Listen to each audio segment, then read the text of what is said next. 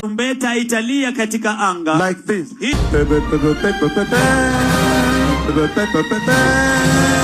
That is how the trumpet will sound.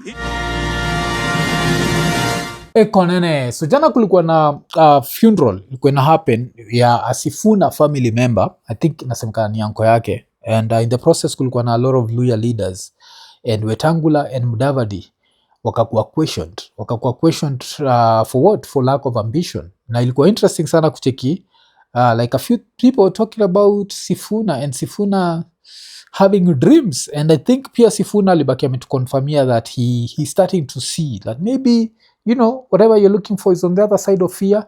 So maybe it's time to jump by not just going for the Senate seat but going for something bigger. So wacha tusikize. Tunawaambia nyinyi panga yenyu ya 2032. Mkitaka hata msikuwe na haraka, panga ya 2052. Hiyo ni yenyu. Sisi mtazamo wetu, Waluhya mnisikie leo, tuko tunazika ndugu yetu Sifuna hapa, familia ambayo iko kubwa sana. Walikuwa wanafikiria hatutakuwa na candidate.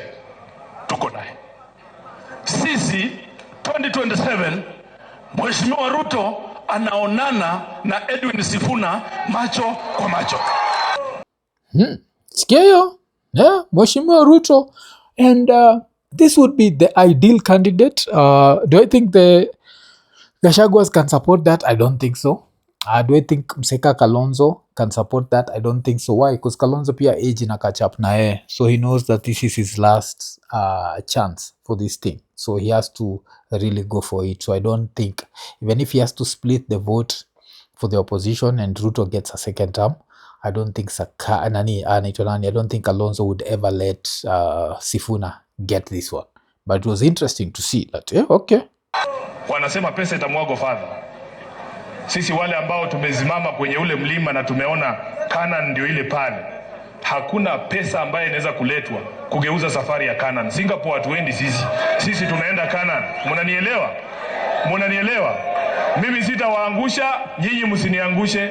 Tumesikizana na tunataka kuomba shirika la IEBC, kwa sababu mimi ninapozunguka Kenya Didmas, Wakenya wameamua. Ile kitu tunaomba tu ni kuwe na uchaguzi wa amani na huru na haki. Kura zetu zihesabiwe kulingana na jinsi ambavyo zimepigwa na zitangazwe jinsi ambavyo zimepigwa.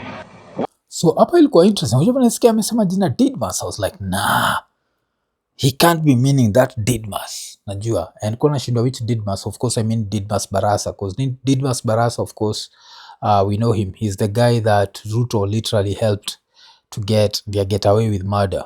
And since Ali get away nayo, he owes Ruto his freedom. And he needs to be... okay. So, which Didmas did he mean? It can't be Barasa. What Sifuna is doing what he's doing because God has a purpose for what Sifuna want to achieve for the purpose of his people. What Sifuna is doing because he has a purpose. You see there, how vague that is. See, like, Sifuna. And the reason why it's vague is this guy should not be free. Should be somewhere in jail, and some way saved him from that. What Jaka Wamboka is doing, what Majimbo is doing, what I am doing, at the end of the day, we all intend to benefit the people. We all intend. But he was not out there saying, F Ruto. Ruto is not, one term. Hakuwa busy akisema hivyo, cause angesema hivyo inaweza baki memletea shida, cause literally the only reason why this guy is free is because of Samoei Ruto. And now talking of Samoei Ruto, kulikuwa na nini like this poster that was going around, na ilikuwa ni billions lost to corruption under Ruto's presidency. And this was scary because inasemekana ina come to a total of 276 billion and then 81 million. And hii pesa inasemekana aje, we'd have to look at Safaricom, for example, like in Auzo 4245. That means we are losing more to corruption than Safaricom. And how has this money been lost? Wacha tucheki. Kulikuwa na 11 billion ya SHA. Na kama majuzi tukisikia 11 billion, kulikuwa na 11 billion ya SHA, na pia majuzi kulikuwa na 11 billion gani tena? There's another 11 billion ya Talanta. So that would come to 22 billion. I don't think wameka Talanta hapa. Wakasema e-Citizen kulikuwa na 44.8 billion that was unaccounted for. Then kuna Ketraco, irregular land compensation ya Ketraco ilikuwa 12.99 billion. Of course kuna SHA history of procurement and everything, 4.88. Do I think it's the whole money? No, but hapa tuko tunasema it had been inflated by 91. Yes, it had been inflated by 91 billion. So even if we had to take this back to 91 billion, remember kuna ile 11 billion ya nini stadium haijaekwa hapa. So even if you were to take that, we'd still end up just short 3. So 276 takuwa 273, but it's still going to be high. NSSF 16 billion, edible oil 16.5, fertilizer 3.5, KEMSA 3.7, NYS 791. Alafu iko ni 2022 62 billion treasury payroll variances. Would I, if there's any variance in 2022, I'd not blame Ruto. 2022 would have to go to Uhuru. Then if we were to take 62 from there, tayari tulikuwa at 260. Tulikuwa 273. If you take 262, it end up at around 211 billion. Which is still a lot of money. And yes, that just shows you the amount of corruption. And what's messed up about that is when there's that level of corruption and then they're still turning around and asking for more taxes and asking for more what. Because at the end of the day, no matter how much we collect, as long as the money is being stolen, nothing is going to change. All that development, development this, development that, it won't change because the money keeps getting stolen. If there is no integrity, it does not matter how much money the government collects. Because let's say kuna 11 billion ya Talanta Stadium, kuna watu wa kukula, lazima wataangalia the next deal. Na kama juzi nikiwachile video ya Sudi, and Sudi alikuwa anaambia, Sudi was talking to Gachagua, na mwambia walikuwa wanataka kuiba. So na notice this is conversation that they have, like me, I'm going to steal here, you're going to steal here. And the way this country runs, I don't know. Another thing, kusha isikika nikibonga juu ya area ya Lang'ata constituency. One of the things that I normally talk about ni manholes, and especially manholes ukienda maside za Nairobi West. So kuna hii news nilikuwa nimesikia, and I actually thought it was about a manhole till at least I discovered it was not about a manhole. But would I be surprised very soon nikisikia that a Kenyan amededi juu one of the manholes in South Sea? No. Who would I blame? I think at first start with the county. So my number one level of blame would go to Sakaja. Alafu number two, sorry to say, would go to Jalas. Najua because Jalas vile nimekuwa nikisema kuna njia hii area ya South Sea waga, I guess he's not planning to be an MP anymore, so he doesn't care. But hii area, it's just pathetic, man. There are no roads, kuna sewages zimebust, it's pathetic. But yeah, kuna like a horror story that happened in Nairobi West. Wacha tusikize. And a 17-year-old grade 9 student has been swept away by raging floodwaters after falling into an open sewer in Nairobi West, sparking a desperate search for his whereabouts.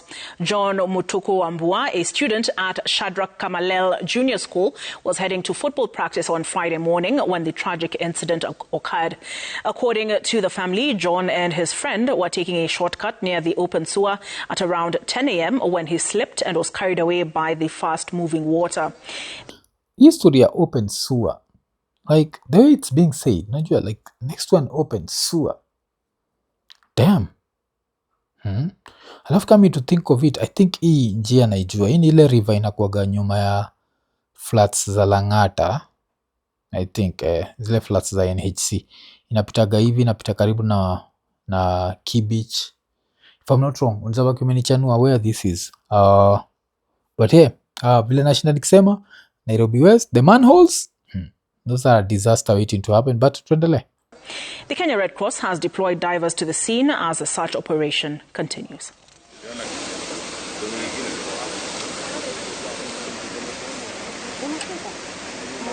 Kafika hapa pale tunapitanga leo tukapata maji ni mingi. Kutani hivi nyuma nikapata rafiki yangu kwa maji mbebwa. Ile saa kijaribu kumfuata ni mshike mkono, akaanga kota fall akaenda chini. Alafu hapo bado nikamfuata. Kufika hapa kainua mkono, alafu tena sikumuona tena. Leo tumeamkia hapa saa 12 kuja kumtafuta. bado Red Cross inaendelea, imekuja pia inaendelea kumtafuta na bado hajapatikana. Sasa tumekuja hapa tuone vile serikali inaweza tusaidia tupate mtoto wetu, hata kama ana mkono, hata kama ana mguu, bora mimi nipate mtoto wangu niende nikam. Sad sana. Alafu vitu kama hizi waga sad cause ukisikia juu story kama open sewer in a functioning system, when such a thing happens, the city is supposed to compensate the parent, and because that's the only language that brings change, the language of money. There's a reason why is the monetary compensation ukua, and utasikia people who talk ish like hata tukibongajia compensating victims of protest, utasikia soko like hiyo pesa itarudisha watu. Yes, that's the reality of life. Mtu akishaenda shaenda, but life is for the living. What about the living people? At least let this money deter the city from living open sewers. Najua, let this open money. This is a woman who's lost her kid. Let her, at least we lie to ourselves that it's life after death. Let her feel like her son is taking care of her and he's looking up looking down akiwa huko juu. Like there has to be consequences, because the fact that hakunaga consequences, the reason why we end up na hizi situation whereby machiki kama history kwa inasemekana ili happen na Kikuyu, where a cop ended up shooting into a building, and you're there thinking like, why would a cop shoot into a building? Like hii ni nyumba iko na watu na aliamua kushoot ndani. Paka kuna msee, I think alikuwa ni Abizuena ama I guess huo ni dem, alikuwa ameandika, when Sifuna says can I just promise not to kill your children, it's as real as this. Akasema ni bullets can find you anywhere, while playing pool, in rallies, while selling your mother's fish, and now when having a party with your fellow comrades. Akakuwa ni Keep Murkomen, what is it you said in the Senate again? Nacheki. And yeah, this was it. This video looked like fiction. It's one of those where unashindwa like afu nasikia ili happen Kikuyu, and I don't know what was happening, but these people were having a party. Karawa kamwazi hafai kuhavi hii party.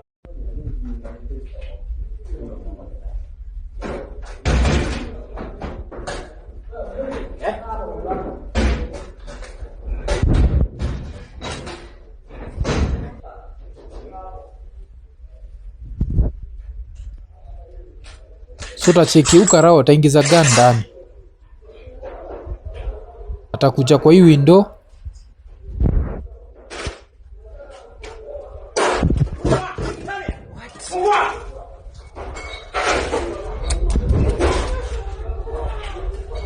tarudi tena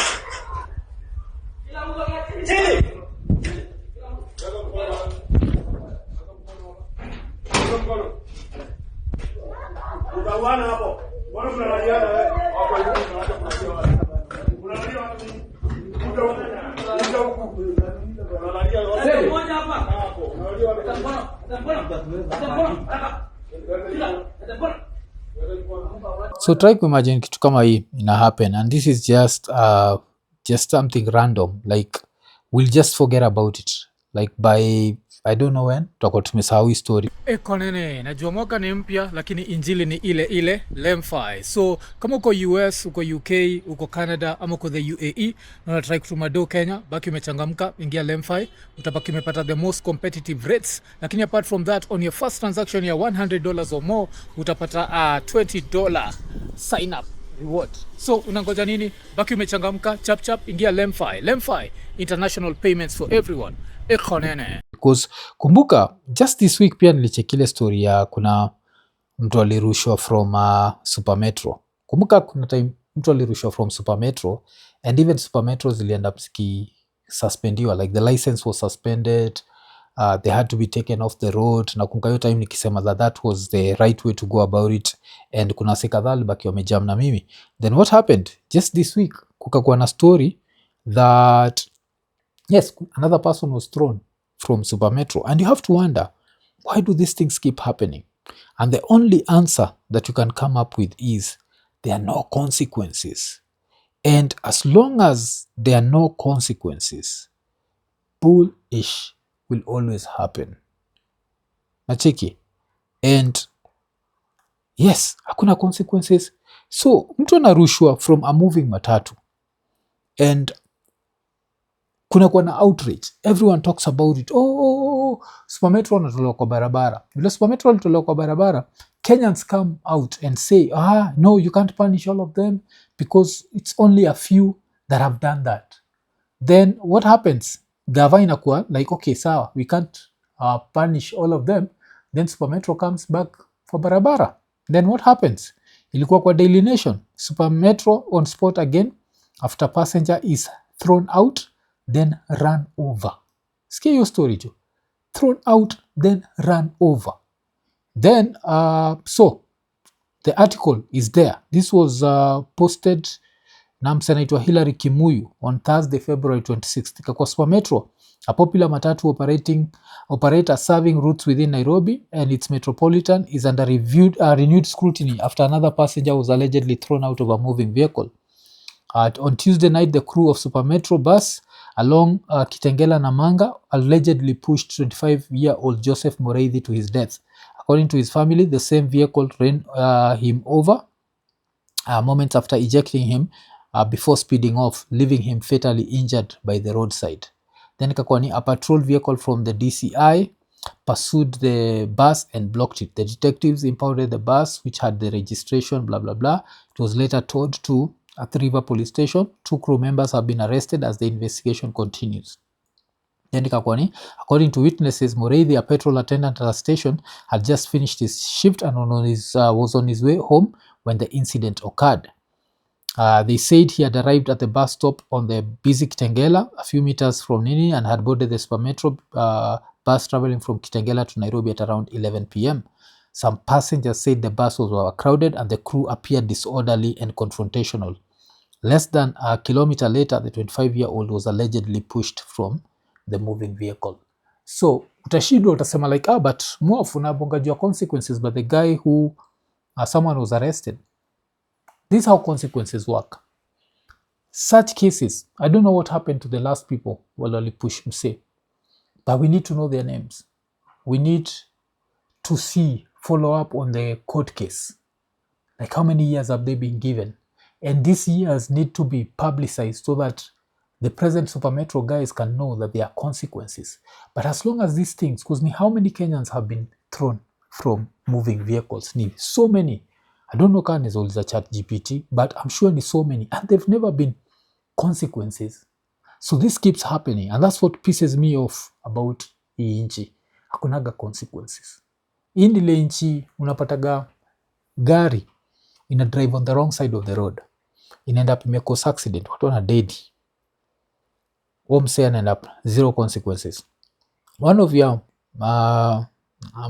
let me say, one of Kenya's popular pastors, ili dedishanaga hivyo tu, ili ingia on the wrong side of the road, ikadedisha thing, dem alikuwa anaitwa Monica or something, I remember. Nimeforget jina yake, I think alikuwa anaitwa Monica. And he got away with it. Right now, the celebrity, people can't wait to see his videos. People forget about that. Gonna drive on the wrong side of the road. I think ilikuwa nasemekana pia he was drunk. Na ni pastor. Then kuna a certain former MP did the same. Aligonga, I think ni a boda na a pillion. And yake ilikuwa pia ni just speeding. And got away with it. Yeah, boda of course kuna kogana. Lazima pia ni put the disclaimer off. Kuna time wasawa boda misbehave. So mtapata maybe au walitokea from nowhere. So that can happen. But sijui. But what I know is your case yato ukitafuta uipatagi place yote, and that's where the problem is, because hizi vitu ziste. So tukiangalia stories za nini, hii stories za wase kuthrow you out of like moving buses, it's crazy, man. Yeah, it's crazy. Like I don't know how this can end. So I'm a father, Super Metro as an institution, kumbuka last time niko like, we are going to teach our people how to behave, and then what happens? The same ish happens again. So it shows you nothing is happening. So nikiangalia hapa inakuwa ni recent incidents according to ChatGPT, ilikuwa ni last year. Hawendani kulikuwa na Gilbert Dhuo Kimani alikuwa pushed from a moving Super Metro during a dispute over a small fare difference. Alafu pia February 2026, less than a year later, kuna Joseph Mureithi pushed out. Now don't forget, these are not the Nini cases zile zime happen zote. Hizi just ni recent incidents za wasi kurushwa inje, and you have to wonder, why does this keep happening? And the only answer that you can come back to is there are no consequences. The consequences need to be so severe that anytime sana fikiria commit such a crime anasema I'm not going to commit it. But as long as us wanajuaga we can get away with it, we've seen other people get away with it, we don't even know. The same thing when I come na history ya mama 3 kuchomwa na wasi wa boda, magari kuchomwa na wasi wa boda. There are no consequences, and you can't live in a society without consequences. There has to be. And that's the situation where you have, where we live in a very lawless country where people can get away with anything and then justify it. Kuna sort of justify that poverty is the enemy, so walikuwa wanatry kufanya nini. So unaweza sikia hata umse akiambiwa like umse yako amelipa, so vile yako amelipa, that's the reason why alibidi apushiwe nje, blah blah blah. And a few people you see pia wakiwa hapo, kila mtu alipe gari. So na notice when you hear such stuff, just end up knowing that vitu kuchange itakuwa ngumu sana. But history ya Super Metro, let's see man, like alafu wewe ukiwa mtaani niambie, like do you think kunafaa kuwa na hiyo collective responsibility? Because I always feel like collective responsibility brings results. Last time I think the Super Metros zilikuwa stopped for a few days. Try to imagine if all the Super Metros were downed for like a whole month. Watakuwa wamejam. Kila biligi wale wasioendage training like every week watakuwa kipelekwa training. Otherwise kumbuka last year kulikuwa na that whole bullshit whatever, we are training them, this will never happen again. In less than a year it happened. So ndio nchi yetu jo. Just kope panda ma 3, make sure hujarushwa nje, because ukirushwa nje, sorry to say, Wakenya hata kufaitia, we'll just move on. Iko nene.